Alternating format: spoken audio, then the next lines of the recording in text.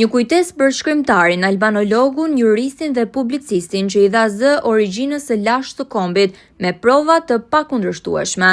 Studiues, gazetar dhe artist nga Shqipëria dhe Kosova përkujtuan në ndarjen e çmimeve Aristidh Kola, Nderi i kombit, veprën dhe trashëgiminë e tij në Divjak, vendi i origjinës së familjes Kola. Studiuesi dhe etnologu Bardosh Gaçe, mes fituesve të çmimit në këtë edicion të 6, e cilësoi veprën e patriotit Arvanita si një trashëgimi të paçmuar për kombin.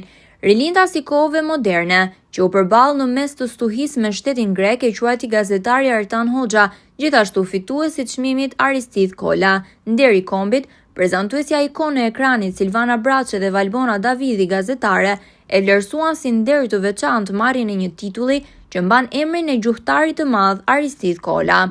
Eventi i mbështetur nga Bashkia Divjak me kumtesa për Aristidh Kolën dhe performanca të këngëve dhe vallëve të artistëve të rinj u ndoq me interes nga qytetarët e Divjakës, një komunitet i vogël por tepër arsimdashës.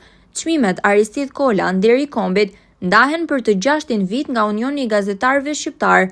Në këtë edicion u nderuan me çmim Artan Hoxha, Ëngjëll Serjani, Bardosh Gaçe, Filip Çakulli, Silvana Braçe, Valbona Davidi dhe Luftar Paja. Për kontribut të shquar dhe karrierë të shkëlqyer si gazetare dhe prezantuese në radio televizionin shqiptar, si dhe një nga figurat më të dashura të ekranit në vitet 80-90, edhe sot ajo vijon të mbetet aktive. Nderi i kombit për kontribut shumë vjeçar në media dhe pasqyrim korrekt dhe profesionalizëm të lartë të kronikave televizive me qartë kufije.